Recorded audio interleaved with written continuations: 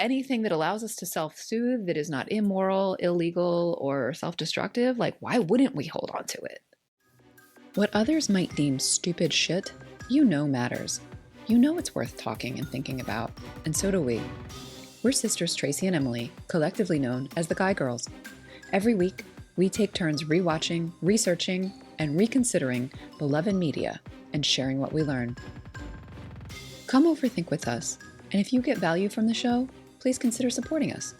You can become a patron on Patreon or send us a one-time tip through Ko-fi.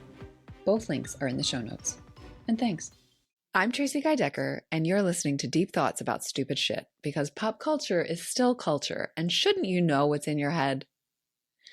Today, I'll be sharing my deep thoughts about the 1983 John Hughes film, Mr. Mom, with my sister, Emily Guy Birkin, and with you. Let's dive in. All right, Em, Mr. Mom. What do you remember? Wow, I didn't realize it was a John Hughes film. I know, I saw you react. It kind of makes sense now that you say that.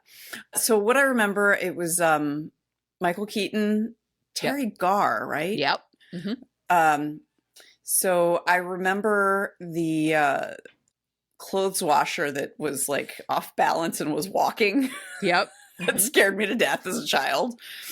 I remember there's a point where Terry Garr is at a like business dinner and starts cutting the meat for the person she's at the dinner with. Is a Woobie? Yes. Yeah. Okay. I remember that's the name of the security blanket. Yeah, the Woobie.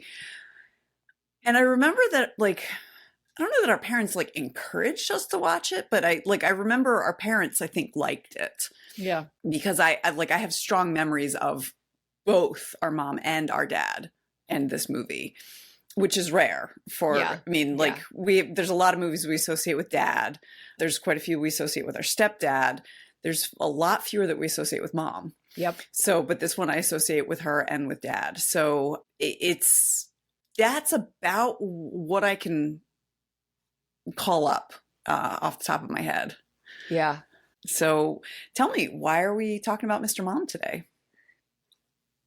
This is one of the ones that so when we're planning, we have this whole, listeners, we have this whole spreadsheet of movies that we were like, oh, we should talk about. And when we sit down to plan, we try and mix it up so that we're not doing all Muppets all the time. We would do that, yes. Totally. This would entirely be deep thoughts about the Muppets if possible.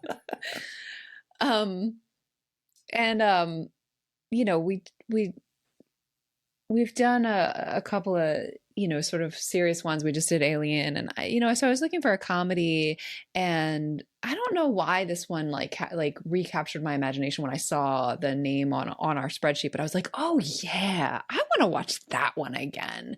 So like you, I associate it. I remember it fondly. I associate it with our parents. I remember it sort of scaring and charming me. Scaring because the clothes washer and the vacuum cleaner, but also the Woobiee, and Jack, Michael Keaton's character, has a favorite shirt that he burns, and he tries to get the son Kenny to burn his Woobiee, and I just that was very scary to me. that someone would say that you can't have your security blanket past 5 years old. That was very upsetting to me.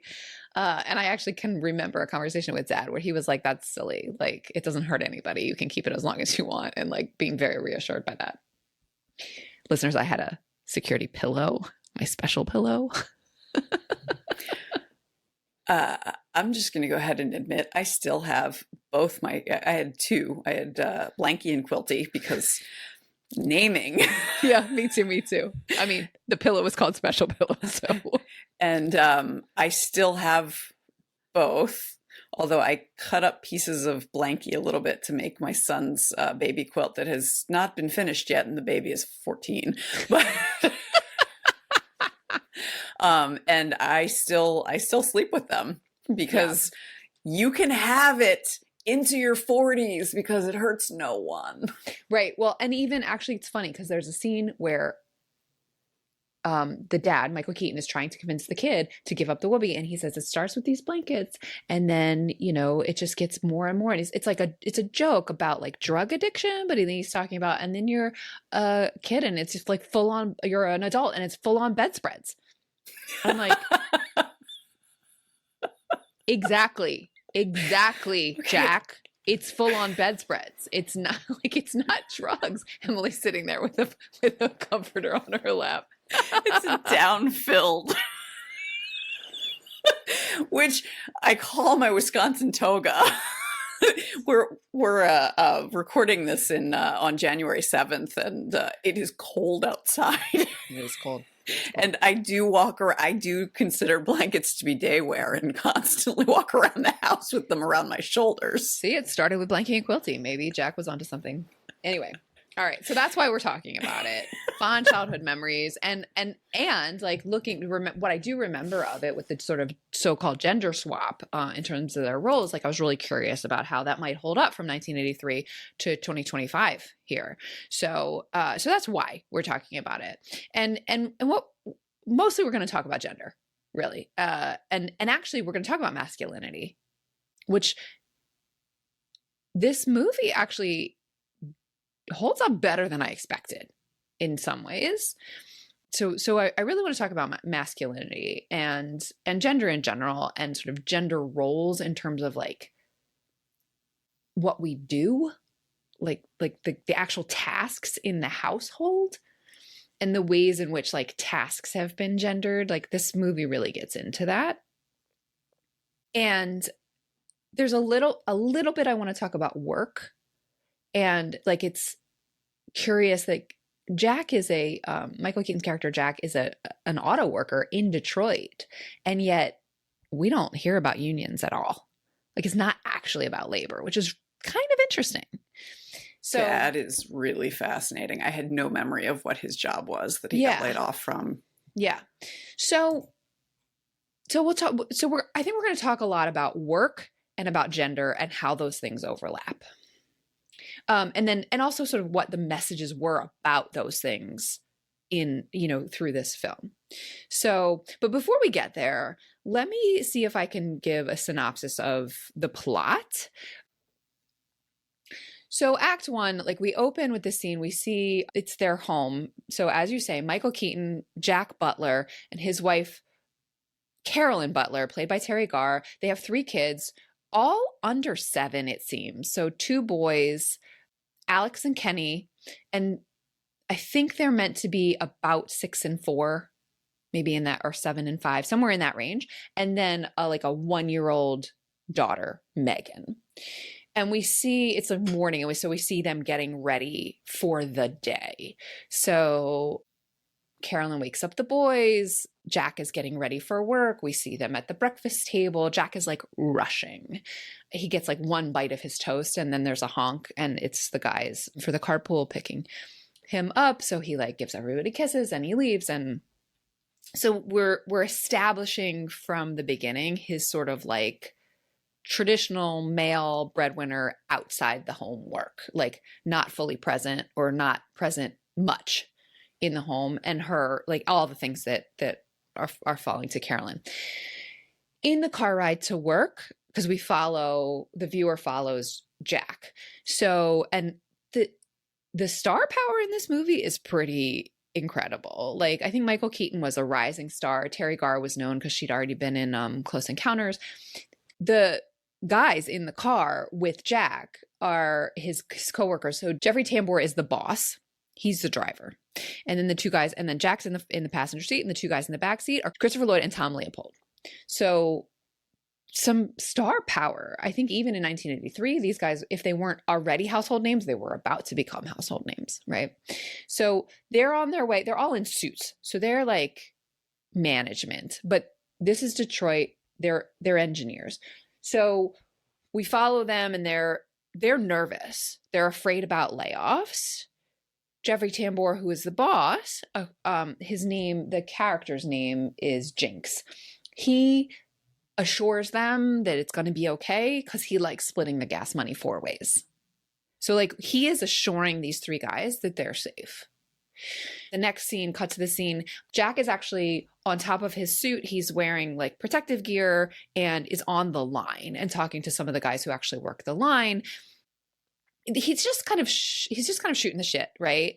And he says, "Are you worried about the lions?" So that's part of the way we're reminded that we're in Detroit. And they say, "No, man, we're worried about the lines, the unemployment line, the food line, So like we're seeing that these, and then there's this, he tries to give them a pep talk talking about Rocky, which he hasn't actually seen. So they're like, which Rocky? Who is he fighting? Was his manager alive or dead? And he's like, he has no idea because he hasn't actually seen the movie. That feels like such a middle management thing to do.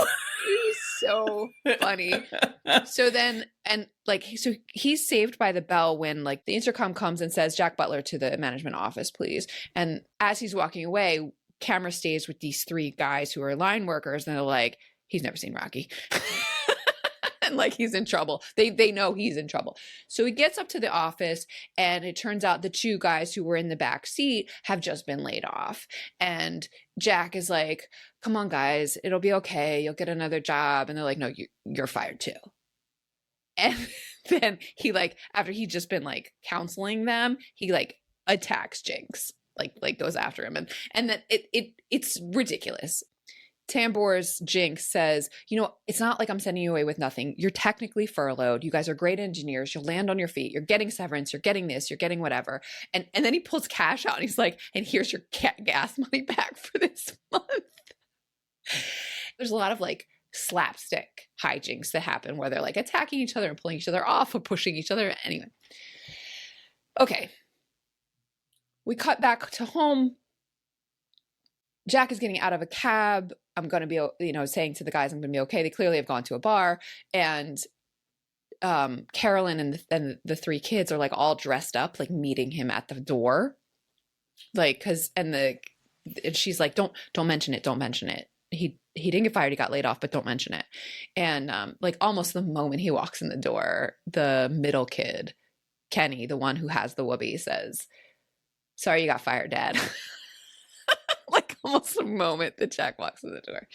So are they dressed up just to welcome him home, or are they going somewhere? No, just to welcome him home. Okay. Just to let him know that they're proud of him and they're going to be okay. And I don't know. As they're cleaning up from dinner, he says, I'm going to get another job. It's going to be fine. I'm going to start applying. I've already put feelers out. And she says, I think maybe I'm going to do the same. And he's like, what are you talking about? And she said, well, I worked a couple years in advertising and I have a college degree. I might as well put it to work. And he reacts with male fragility to that. Like he gets agitated and he says, you think you can get a job before me? And she's like, I didn't say that. And it's not a competition, And he says, let's put a bet up. And she's like, no, I don't bet. He says $100 to your one. So he insists. She actually never accepts the bet. But he insists. He shows her $100 and he lends her $1 and gives and invites the kids in. Like the kids hold the money, and the bet is who will get a job first. And then cut to the very next scene. Yikes! Yeah, it's pretty bad. That was. Yeah. I'm watching this going like, ooh, he's kind of a dick. I don't remember him being a dick. Yeah. Cut to the very next scene. She's in a very fashionable 1980s power suit for her first day on the job. He's like, take the money, Carolyn. She's like, I don't want to take the money. I don't take bets. I didn't bet. This was on you. I don't want the money. And then should we go over the list again? I don't want to go over the list again. Okay, let's go over the list again. Like all the things he has to do since he's now the stay-at-home parent. He says something else that's like kind of obnoxious. And she's like, you know what? I will take that money. I'm like, way to go, Carolyn. So we follow him. I don't remember what order. It doesn't matter. He has to drop off. The oldest kid goes to school only for half a day. So he's got all three kids in the car and he's doing it wrong. And this I remember very clearly. I don't know if you do. You're doing it wrong. This is not how mom does it. You're doing it wrong. So drop off.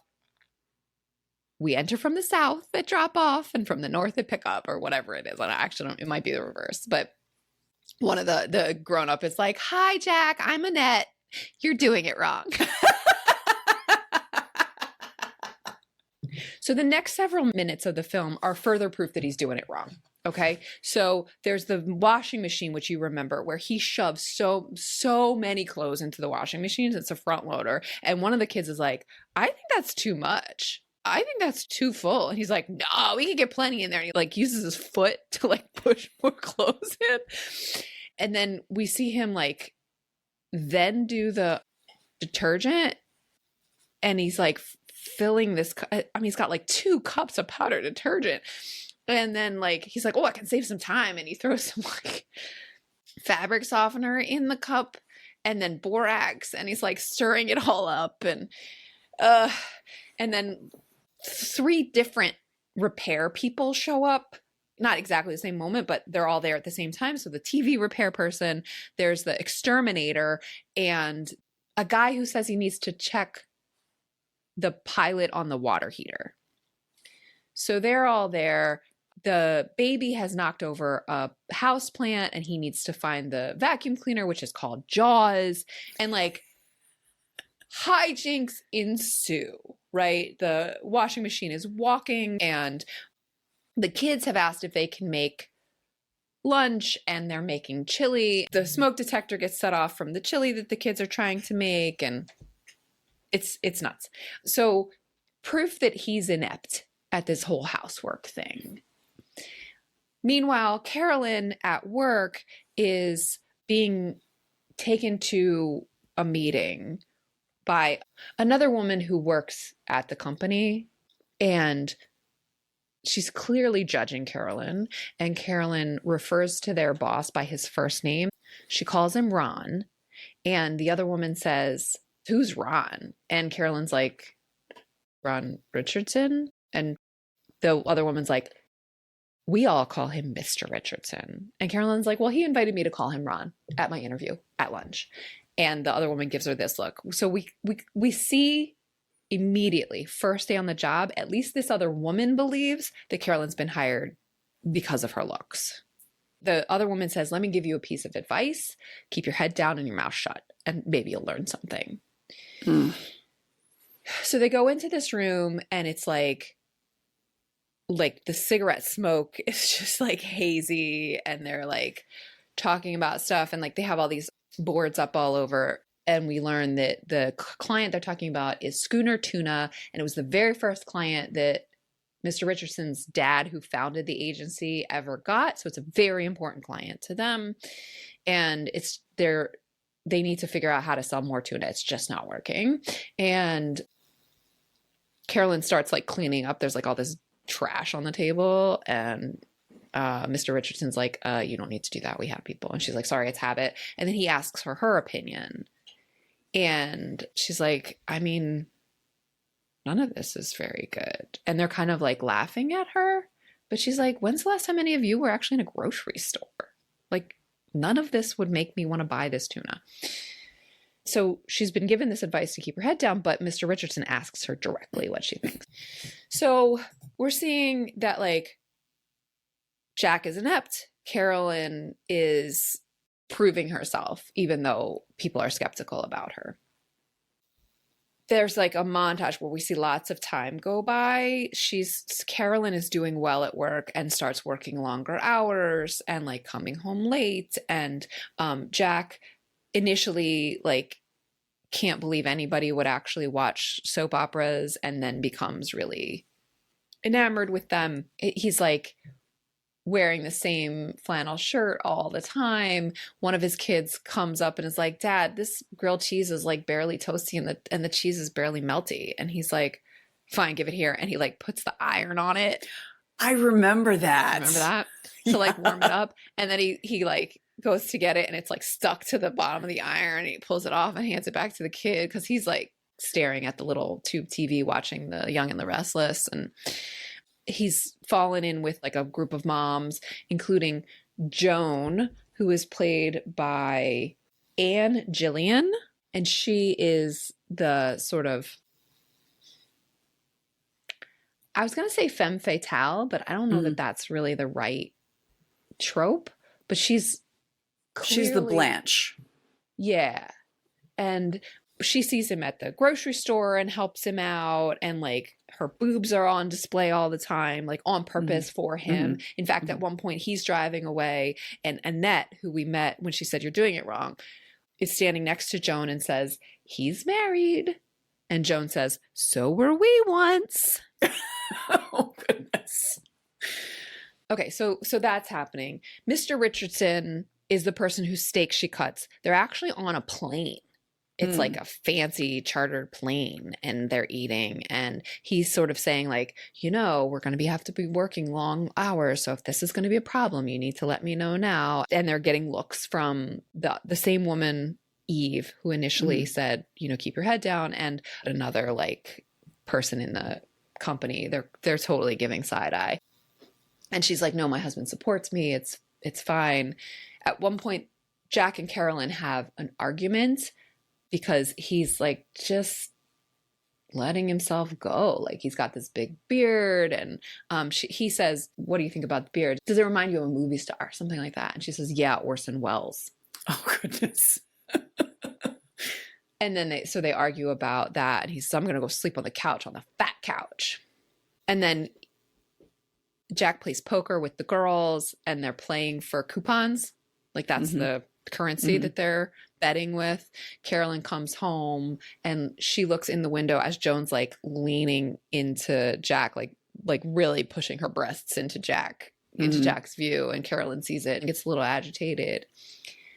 Jack has this sort of Young and the Restless inspired fantasy dream sequence where Joan comes over dressed in a trench coat over like a nightie, and all the things that Carolyn has been sort of complaining about, like the flannel, the beard, the extra weight. Joan's like, no, I love the beard. I like a man with a little extra meat on his bones. Flannel gets me hot. So they kiss. Carolyn comes in. She shoots him. And this is in the dream. It's all in the dream. It's very like campy, over the top, because it's like Young and the Restless inspired. So like he says, you can't shoot me. The kids are just outside, even though it's like raining cats and dogs. And she says, oh, I thought of the kids. And she like puts a silencer on the gun. And when she does shoot him, like he ends up like falling, and there's already like a chalk outline on the carpet, and he's not quite in it. So he like gets up and looks and like scooches over a bit. And then like Joan is looking over him, and then Mr. Richardson comes in, and he's like, geez, what did you use? A 38? She says, oh, a 38, 39, whatever it took, which is a tag back from earlier when, I think it's because they're traveling. Mr. Richardson picks her up in a limo, and Jack is intimidated and like tries to intimidate Mr. Richardson by like putting on overalls and like greeting him like holding a chainsaw that's on, and says the renovations he's doing to the house, that he's going to rewire it. And Richardson says, oh, you're going to make it all 220. He says, yeah, 220, 221, whatever it takes. So this 38, 39, whatever it takes was the tag back from earlier. So it's campy, over the top. And then we see the credits roll on The Young and the Restless, and Jack like kind of like comes to, like sitting on the couch watching it, and is like, looks at his himself, and like looks at the shirt. There's no, because his first reaction when he gets shot is like, damn, I love this shirt. The shirt doesn't have a hole in it, and he's like, oh, you know, it's just a dream, whatever.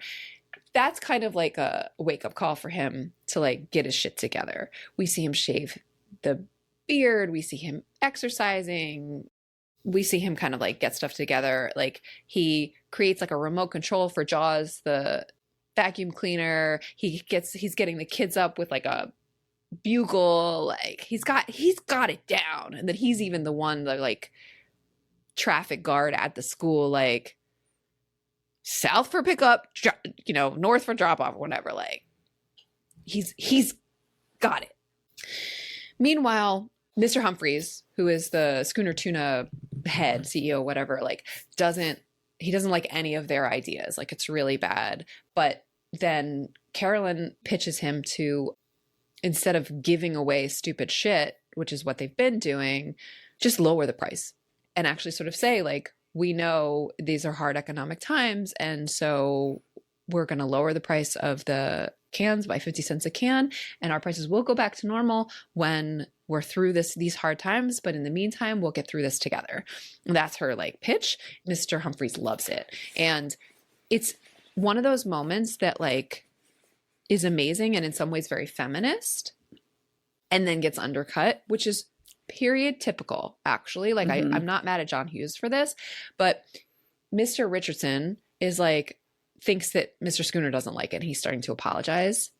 It's like, I'm sorry, Mr. Schooner. And Schooner's like, you're damn right you're sorry. Where have you been hiding this little girl? Yeah, little girl. Oh my God. Yeah. So she has to go to LA to be there to film the commercial on the pitch that she gave. And it's Halloween and the kids are all dressed up. And like Jack is like really upset that she's like leaving, that she's missing. Like he says, you know, you gave me a piece of advice once and I want to give it back to you. It's really easy to forget the important things. So don't. There's also a scene between like after he's kind of gotten his stuff together where he and the kids like make dinner and he sets the table like with candles and stuff, like waiting for her to come home. And we see him like waiting and like really bored, like balancing the wine cork on his head. And then he ends up eating. She gets home really late. There's a note on the table that says there's food in the fridge and the chef is waiting for you in bed or something like that. So we see that the sort of typical like overwork and feeling neglected gender roles have been swapped in multiple ways. After the Halloween thing, now she's in LA. The commercial is like tedious and boring and blah, blah, blah. Jack goes out with the girls. They kind of ambush him and take him to a male review with male strippers. This is the scene that like I was pleasantly surprised by. So he's the only dude in this sea of women, 3 dancers wearing like space suits. And he says, so I'm guessing these are not the guys from the space shuttle. And then they start like stripping. The girls are like, I think he's coming for you, Jack. And he like gives one of them $1. He's like, where's he putting it? No, don't tell me. Don't tell me. And like, he's like averting his eyes, but it really does not devolve into homophobia like at all. I was really pleasantly surprised. So we see them like dropping him off at home and he says, here, I think you guys might want this more than I do. And they're like, what is it? He says, it's that dancer's phone number. He goes in and Annette is there with the kids are all asleep on her. And he says, I see why you offered to sit. You knew what they were doing. And the kids are up and they say, I want to call mommy. I want to call mommy. So he's like, no, it's late. She'll be here. We'll call her tomorrow. And Annette says, well, you know, it's only 8:30 in California. So they call now the scene cuts to where Carolyn is. Mr. Richardson at the boring photo shoot has said, hey, do you want to get dinner after we're done here? And she says, no, you know what? I'm so tired. I just want to go back to the hotel and soak in a hot tub. That's all I want. And he says, yeah, that sounds good. So now it's nighttime. We see her soaking in a hot tub. And then we see Richardson come into her hotel room with like a tray of food and like on a cart, like with wheels, and like a hotel guy. And he's like, I really appreciate this. He's wearing like pajamas and a robe. And then he starts messing with the stereo, which like there were stereos in hotel rooms. And she's in the tub and she's like, huh? You know, like, what? Like, because she hears the music changing and he's looking for something. And then it goes to some like ridiculous like love song or, you know, sexy song. And she comes out and she's like, what are you doing here? You know? And he just, you know, makes a pass at her and she's like, you need to leave now. And she says, you've been drinking. And he says, yes, I have. And then he's like, you should divorce Jack and marry me and then you can become a partner. And she was like, get out now. And he doesn't. So she punches him. So while she was in the tub, I skipped a part because while she was in the tub, the phone call went through. with Alex. We see Martin Mull as Ron answer the phone and say, Alex who? And then Alex is the oldest kid? Yes. So Alex hands the receiver to his dad, and he says, Jack says, is Carolyn Butler there? And Mull says, who is this? Or he says, she's in the tub. Who is this? And Jack says, this is her husband. Who the hell is this? And then Richardson hangs up. So after we see her punch him, we cut back to the Butler home. Annette is still there. The phone is ringing. She says, Jack, it's the fourth time it's rung in the last hour. Maybe you should answer it. And he like freaks out. Oh, you want me to answer it? You want me to answer it? And he like rips the cord out of the wall and like throws it. And that's like, okay, so I can see you want to be alone. So I'll just go. And then the TV is on in the background and it's I don't know, something that sets him off, and he like kicks it. Like smashes the tube and like kicks the TV. So the next morning, Joan shows up. The kids are all painted. And she says, I see you had a lot of nervous energy. Like he's been doing stuff in the house, like painted the dining room. The kids are painting, whatever. The TV repair person is there because of the shoe in the TV. And Joan is like, clearly like stepping up her flirtation, and he knows it. So he actually like leaves her downstairs to like go take a shower. He's in the shower and hears her come into the bedroom, and she is like, she lays down on the bed. She's like, oh, she calls to him through the bathroom door, I love what you've done in here, or something like that. She's got like a drink on a tray, and he starts talking to himself like, A, she wants you. B, like going through letters. And like the joke is then that like we see him like wipe the steam off the mirror and be like, M. And then later like, why did I get rid of that Woobie? And anyway, so Joan is on the bed. He's in the bathroom, shower still running. Carolyn shows up. She like a cab lets her out, and she's like coming in. She sees the kids kind of all painted, and where's Dad? He's upstairs. And she goes upstairs and finds Joan in her bed. And she says, Joan? Carolyn, what are you doing here? I live here. What are you doing here in my bedroom? You know? Anyway, we cut back to Jack, who goes, Z, you aren't going to do anything, pal, because you're in love with your wife. So he comes out of the bathroom and goes, Joan? Carolyn says, Jack? He says, Carolyn. She says, well, now that we've got the names right, tell me, why did I find Joan in our bedroom? And then, so they kind of argue. He says, why did Richardson answer your hotel room phone? And I could hear champagne bubbling in the background. She says, you could hear that? He says, see? Doorbell rings. It's Jinx, Jeffrey Tambor, the boss. He's come to beg for Jack to come back. We had a scene where it was made clear that Jinx was like lying to management and sort of suggesting that Jack had been doing something wrong. It's very unclear exactly what the lie was, but Jinx is not to be trusted. So Jinx is there like begging him to come back. He said, whatever you need, I need you to come back. I've been lying and they caught me, and I need you to come back, and you can have anything you want. Full salary, company car. Do you want a company car? The exterminator's there again. The TV guy's there again. And then Mr. Richardson shows up, and he's got like tape over his nose because she's broken his nose.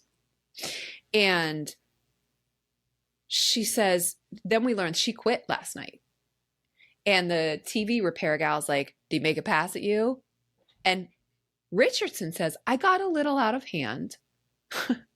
And she says, I don't need that job.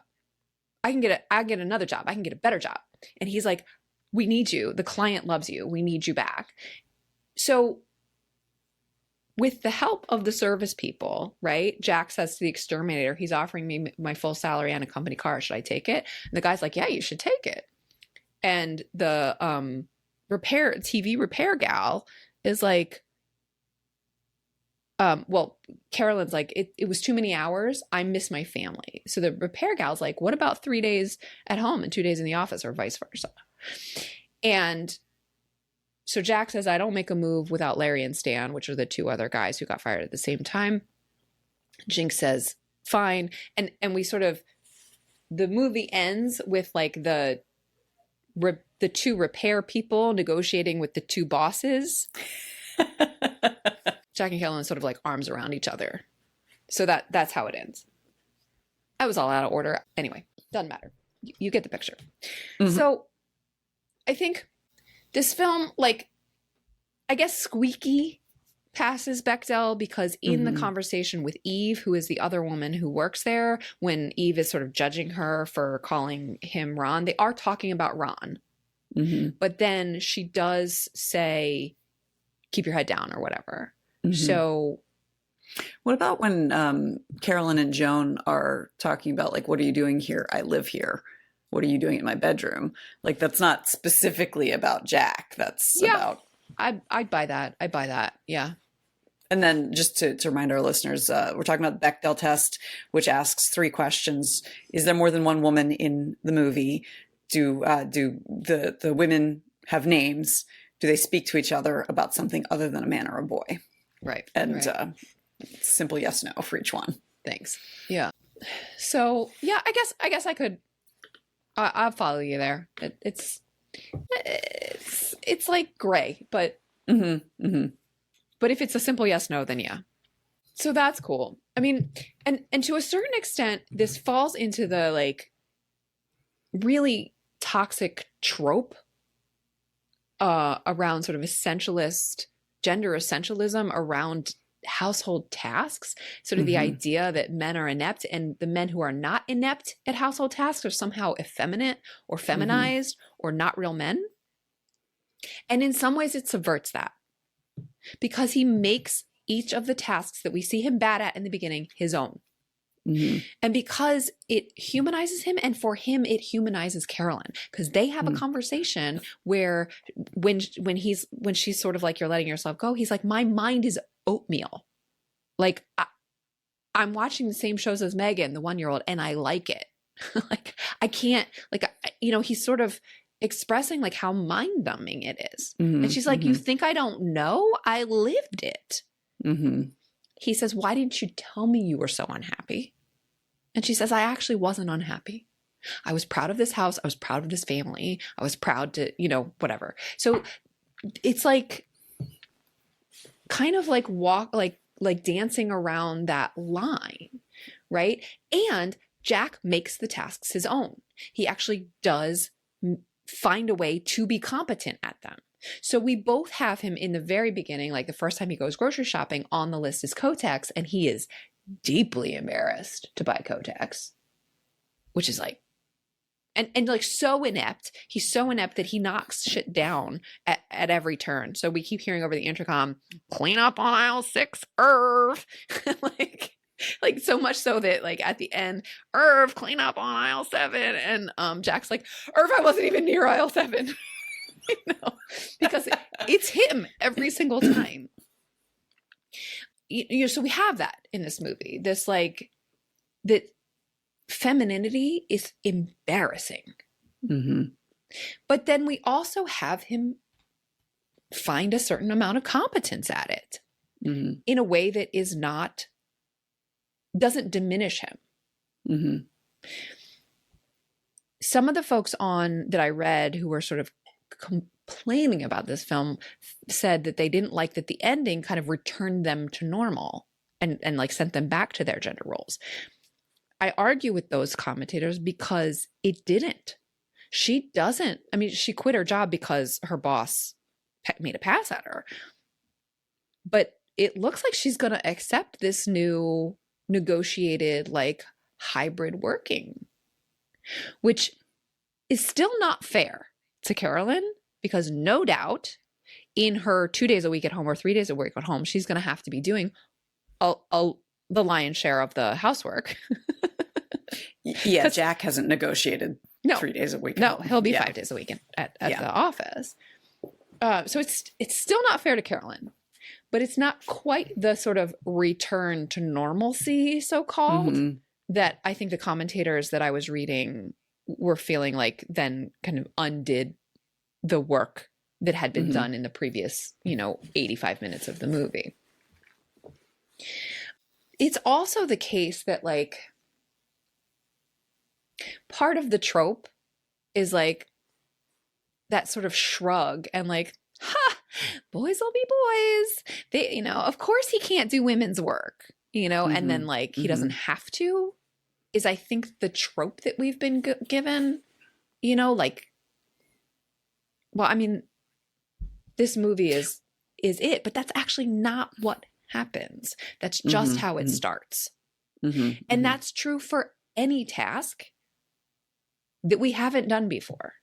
And so, and part of the takeaway for Jack is how fucking hard it is. And so I feel like it's more nuanced than just the kind of like men can't do women's work because they're men and it's women's work. Yeah. So that's some of the ways that I feel like I was pleasantly surprised, and like looking back at it, I'm like, actually, this is not as bad as I thought that it was going to be. Well, and that would explain why Mom liked it. Yeah. Now, on the flip side, some of the things that by 2025 eyes, I'm just like, oh, hell no, are that Ron Richardson is like, I maybe got carried away, and that's it. There's no consequences. That's the extent of the consequence, and that he's going to have to pay her more or like accept, she has now the negotiating power. Like that, that's the consequences to him, and a broken nose. Well, and in the real world, he could have very easily pressed charges against her for breaking his nose. Yeah. Because I don't even know what kind of laws there were against sexual harassment in 1983. Yeah. So that like really is really bothersome to me.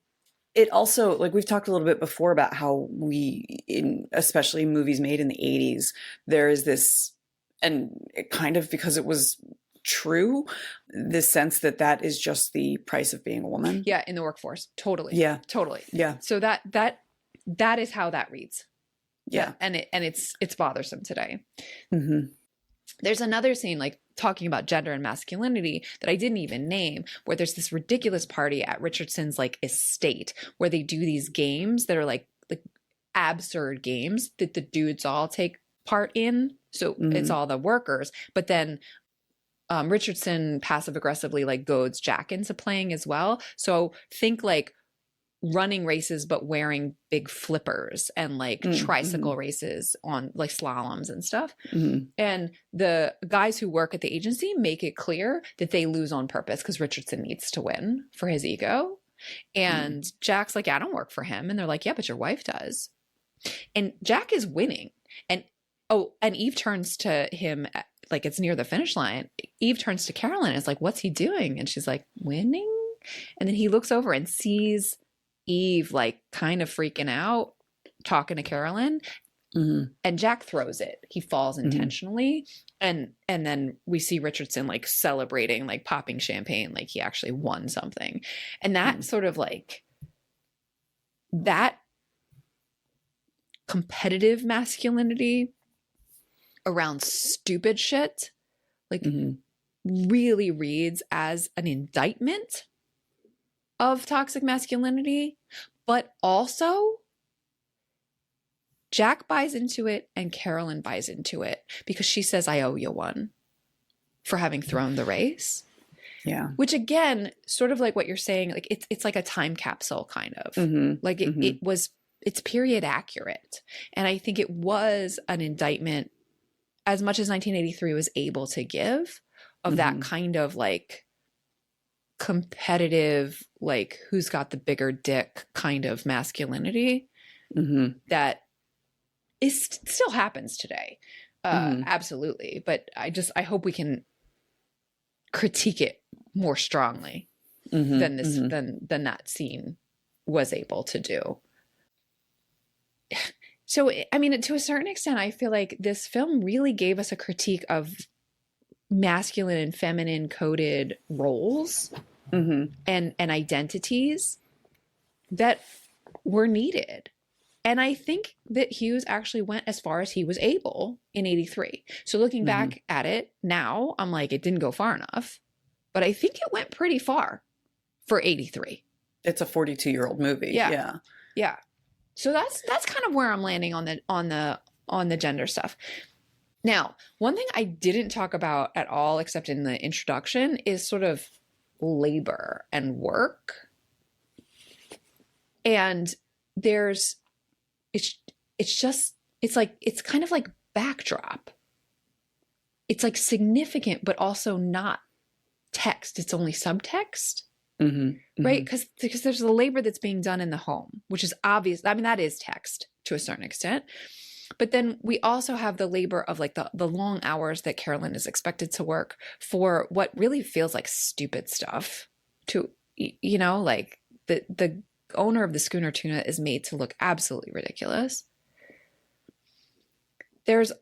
We see assembly line workers from the automaker, and yet we never really, there's no text about their work or working conditions or the consequences for them. Like they're just comic relief to a certain extent. We see the interactions between Jeffrey Tambor's Jinx, who is a schmuck, and the other three guys who are also sort of middle management. I think they're meant to be engineers, but they're definitely, you know, the white collar side of the automaker. I want to say we can make this more efficient, load up the washer as full as possible is very engineer coded to me. You know, in that moment, he says, when I was in the Army, I ran a tight ship. And one of the kids goes, Dad, there are no ships in the Army.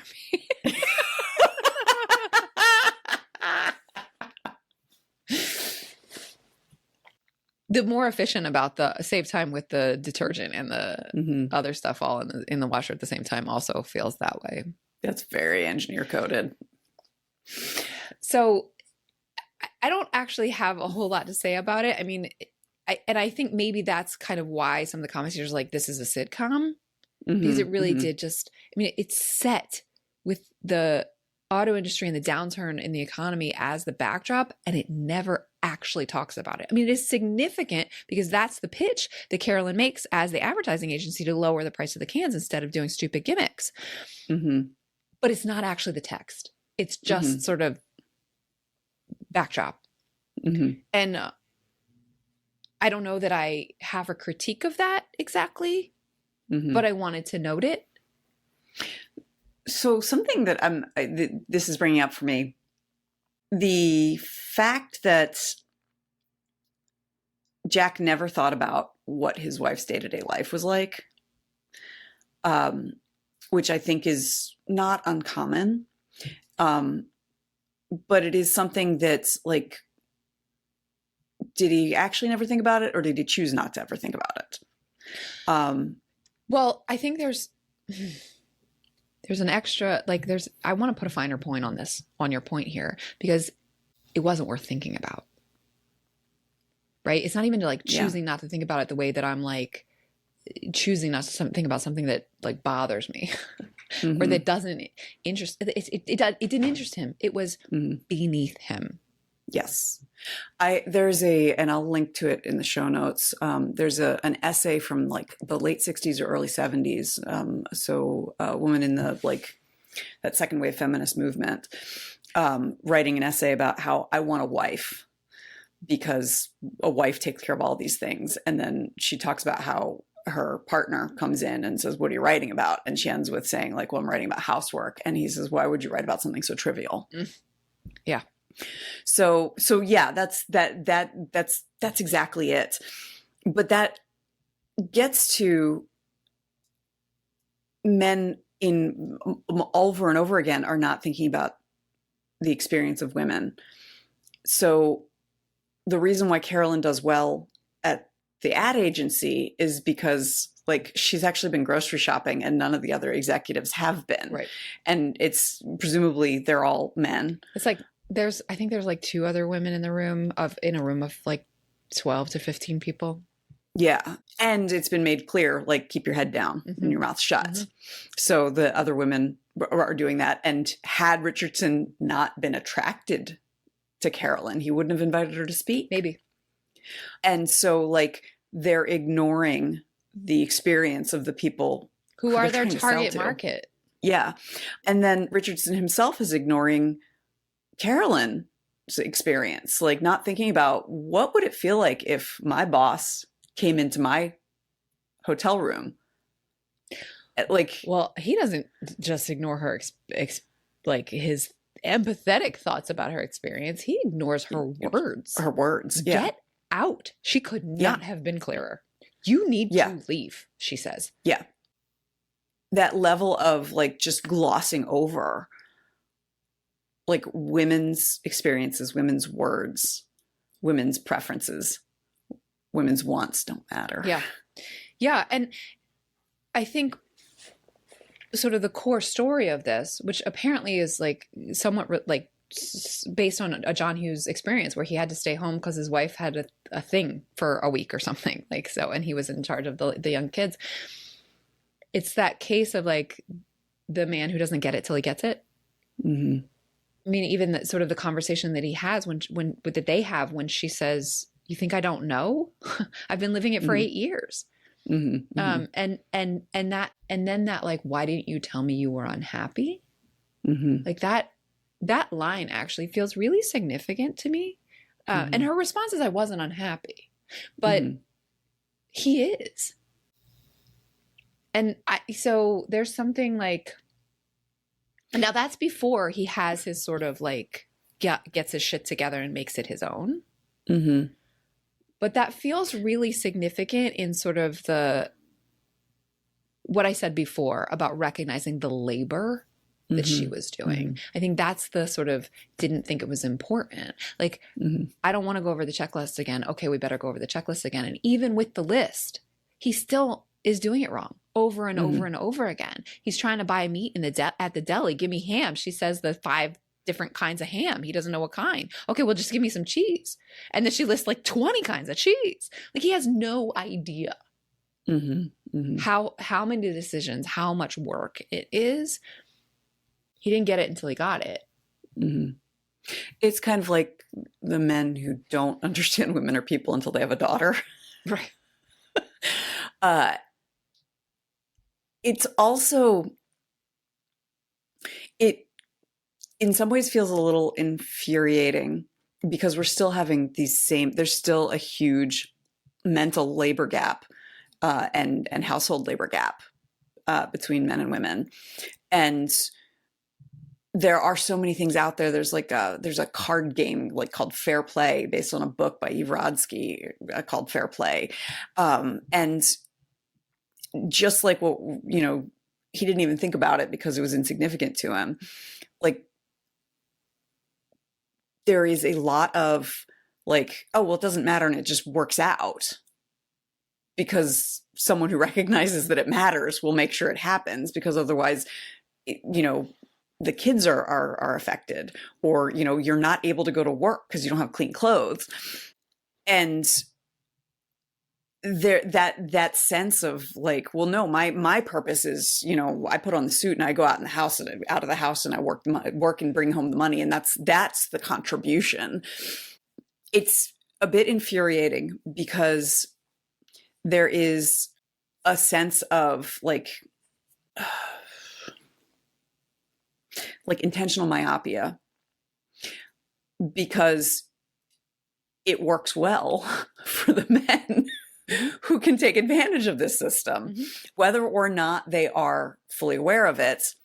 And so on the one hand, it is like heartening that John Hughes had this realization and he put this into a movie over 40 years ago because like people are more likely to listen when it's wrapped up in, you know, charming Michael Keaton and making you laugh.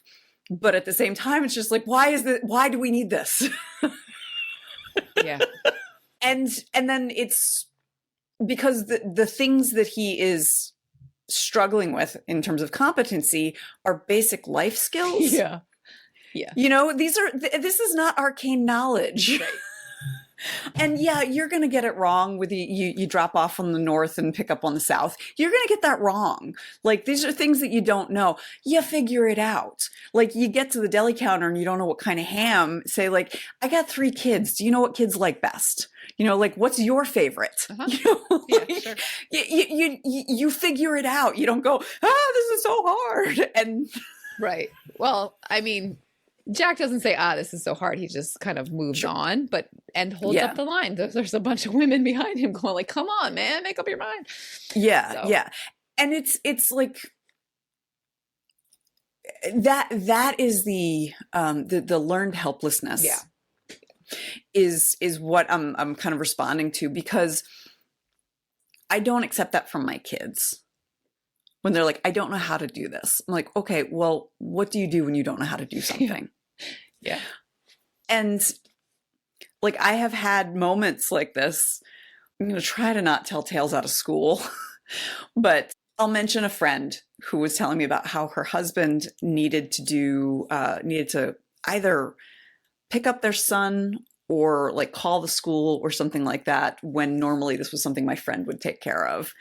And, like they had that, she had to like put the task on his list. And then he said, what's the name of the school he goes to? Oh my God. And she just looked at him and he's like, I'll look it up. This gets into my day job. I write about finance. Women are statistically better investors than men are. And it's because women are not operating with unearned confidence. Right. And in fact, they tend to be very shy and nervous about investing. And so they double and triple check their work before they make any decisions. Whereas men are much more likely like, I got a hot tip about this new crypto coin. Right. And like, put it all in on that. Right. Right. So, and that's a socializing thing. Like, you know, that is a superpower for women that comes from being cut off at the knees over and over and over and over and over and over and over again. But it's just, it feels infuriating that, I mean, same thing, like Jack is overfilling the washer and his kids are saying, I don't think this is going to work. And he's like, nah, I know better. Yeah. He says that repeatedly. I do want to ask, since the Woobie worried you, what was going on with that? I mean, like you said that he's like, you know, he starts with blankets and by the time you're an adult, it's full-size comforters. Is it just that he shouldn't need it? I mean, at one point he says to, when he's trying to prove to Carolyn that she's not as present, he says, Megan just cut 2 teeth. Did you even know that? Alex isn't using his Woobie anymore. He doesn't need it. Did you even know that? I think it's just sort of, I think there are those who think that, you know, security blankets are childish and should be outgrown. I think it's just that. Although he does at that one moment when he's given the alphabet to himself, why did I take the Woobie away?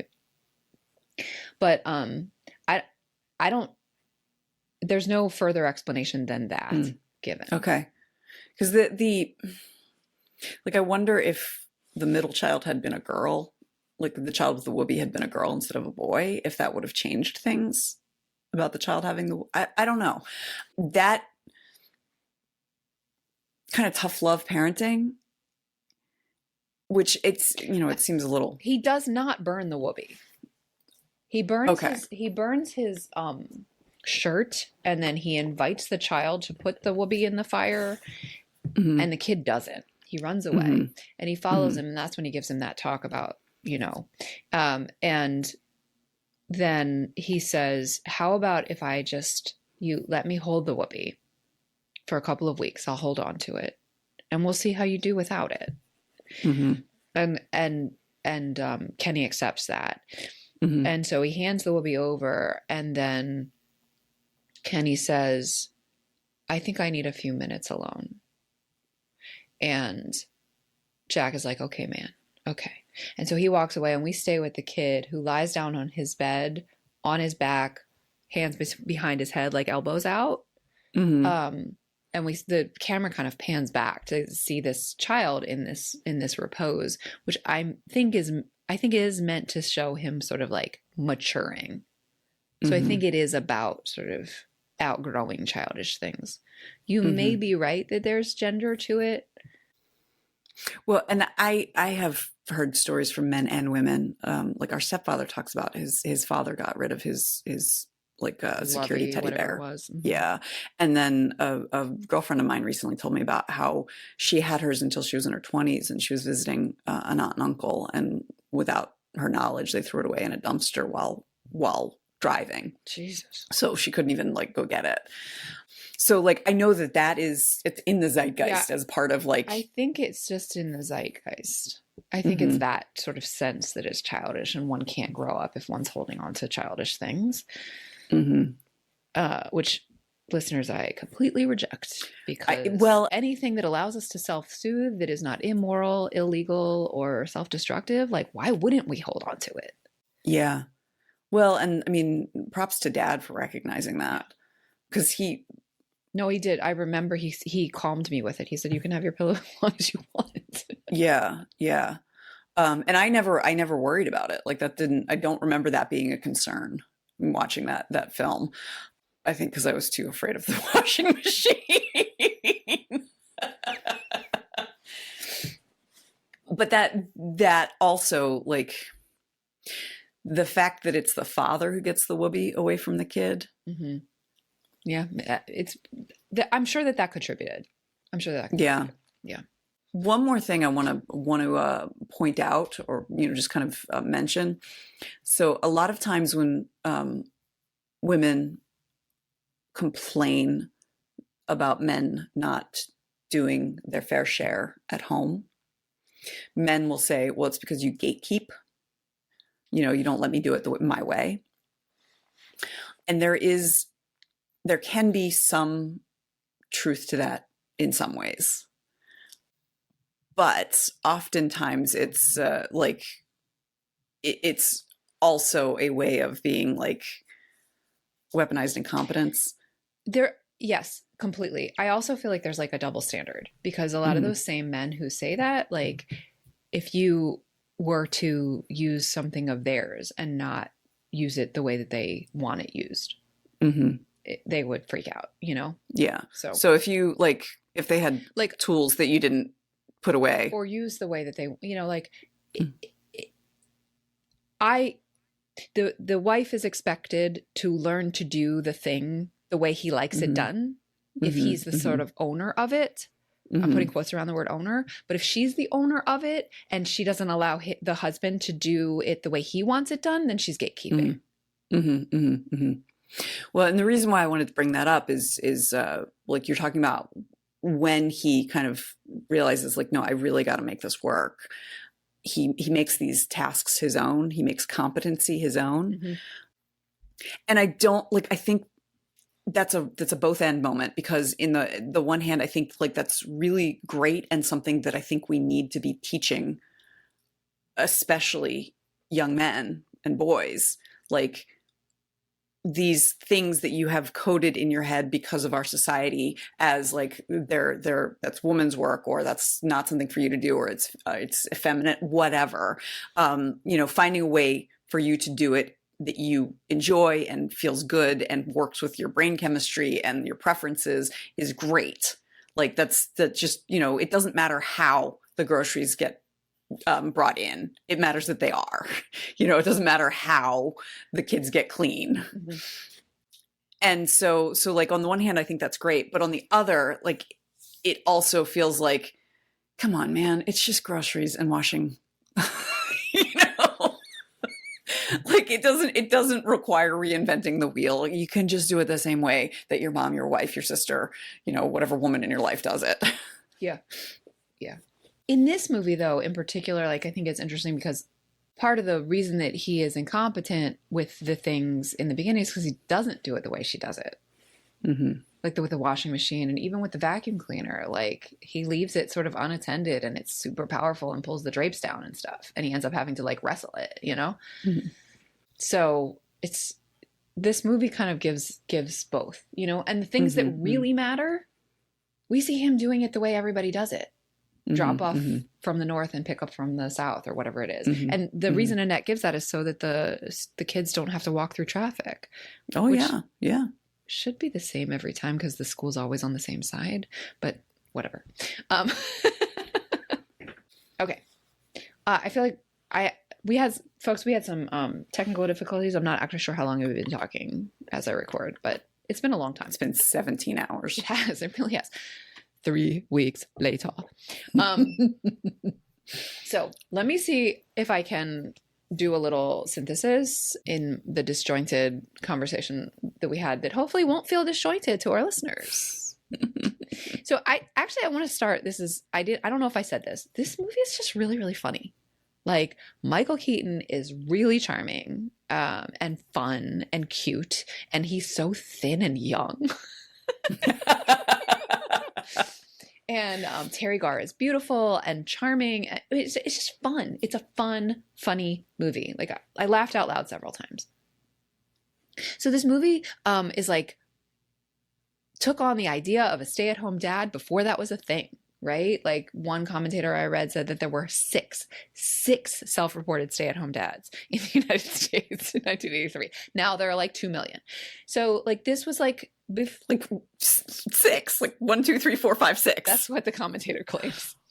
6. Oh my gosh. So this was not a thing. Like this was really like Hughes was investigating the idea of gendered roles before we were talking about it as a society. So props to him, honestly. I think some of the things it gets right is sort of recognizing the labor that is involved and the ways in which the folks who don't do it don't see it until they have to.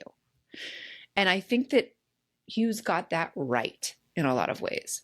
I was pleasantly surprised that the scene where the girlfriends, the moms kind of hijack him and take him to male strippers, like Chippendales, does not devolve into homophobia.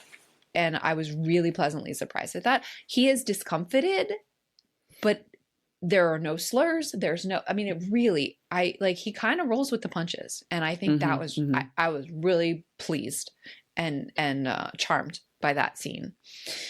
Even like having received the number from the dancer, he just passes it on. He doesn't, you know? So that was pretty cool. I think one of the things that I like a lot, even in retrospect, is the way in which this film kind of lampoons toxic masculinity and fragile masculinity, right? Like Ron Richardson is a buffoon and we are meant to really dislike him.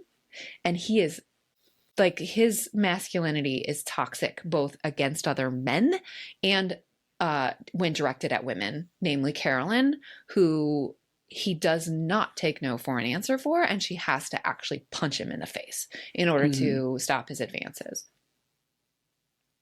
So that's all of that is pretty cool. I think some of the things that, like, in retrospect, like, didn't go far enough, though I think they went as far as they could in the 80s, are the consequences for Richardson's bad actions. Right? Like, it's kind of just, he's like, yeah, I went overboard. That's the extent of apology or consequences. I mean, he does get his nose broken that he has for having sexually harassed a subordinate, like not just a colleague, but someone who reported to him. And like assaulted even, like he's in her hotel room. Ugh. Yeah. So the place where Jack starts is really gross. Like, he is very fragile when Carolyn says she might go back to work. The place where he lands is much more evolved and like a much more likable, and I expect better partner to Carolyn. And that's really cool. That's really cool. Some of the things that are missing are like, there's a lot of subtext about labor, both sort of the unpaid labor of housework and also the actual paid labor of like the assembly line and the blue collar workers who were dependent upon jobs, you know, whether we're talking about actual Detroit, which is where the movie is set, and auto workers, or just in general, because the movie, like her successful advertising pitch hinges on the fact that it's a tough economy. That's subtext. It's never text. Well, also, like, thinking about exploitation, because again, subtext, the fact that Jinx lied and like basically threw his employees under the bus, that's a type of exploitation. And then the Richardson wanting to like sleep with his employee is a type of exploitation, and all of that is just okay at the end. Yes And while it is not the case that the end sees a complete return to sort of the normal world of the first scene, it is like kind of mostly that way. And so that if we remade this movie, well, it would have to have a different title for one thing, but if we were sort of remake this concept, I would hope that end would be a little bit more clearly defined as egalitarian and equitable. And the other thing that's missing that I didn't name, and I'll just want to name it now when we're talking about gender, is that though I actually think that the relationship between Carolyn and Jack is relatively healthy and loving and you know, secure, like not that they don't fight, but that there's a core there, we don't actually see any positive female like women relationships. Eve, the other woman who works for the agency, does sort of seem to come around, because at one point she says to Jack, Carolyn's promotion was really well deserved, and she seems to be sincere. Carolyn hasn't even told Jack that she got a promotion. So Eve seems to have come around. So there is like kind of, but there's also like this weird, like Joan is supposed to be Carolyn's friend, but is also totally trying to sleep with Jack. It's just kind of like, it doesn't give like a great picture of interactions between women. You know, there's an author I love, Elizabeth Peters, and she also wrote under the name Barbara Michaels, who wrote like strong, independent women, but there were never any healthy friendships between women in these books. And like her most prolific period was during the 80s. And I bring this up because I feel like in the same way that it was taken as read that an attractive woman is going to be sexually harassed in the workplace because that's the price of being female in public, women are going to compete with each other. Yeah. And the Elizabeth Peters, self-professed feminist, really believed in equality, but this was the world she lived in, and to the point where like she got a PhD in Egyptology and was never able to get a job because she got it in the 50s. And so like if there was an opening where they'd be willing to hire a woman, there was one. Right. And so women would see each other as rivals, both because that's how the system pitted them and because that's how society taught them. Yeah. So I am not surprised that is what got put into a John Hughes film in 1983. Yeah. Yeah. So anyway, is there anything that I forgot that you want to make sure that we did spend some time talking about, like, not from this film, but kind of like riffing on it, the ways in which both weaponized incompetence and sort of the idea of gatekeeping, which to me feels like it has a double standard in terms of gender, in terms of household labor. We did talk about that as kind of like riffing on concepts that come up in Mr. Mom. What else did I forget? And then we should probably wrap. We talked a little bit about kind of like how easy it is for men or people who are in the non-marginalized position to just ignore, to not even recognize the labor being done by the people who are marginalized. Yeah. Yeah. Well, I enjoyed returning to this one. There definitely are some things that, as with all of our films that we're looking back on from our childhood, like that need to be talked about, but I actually really did enjoy returning to it. I think as a time capsule of 1983, it's fun. It's fun to return to. Mm-hmm. So what are you bringing me next week? So next week, I am bringing you my deep thoughts on Groundhog Day. Oh, right on time. Mm-hmm. You did that on purpose. I did. All right. Well, I'll look forward to hearing your deep thoughts then. All right. See you then. Do you like stickers? Sure. We all do. If you head over to guygirlsmedia.com/sign up and share your address with us, we'll send you a sticker. It really is that easy. But don't wait. There's a limited quantity. Thanks for listening.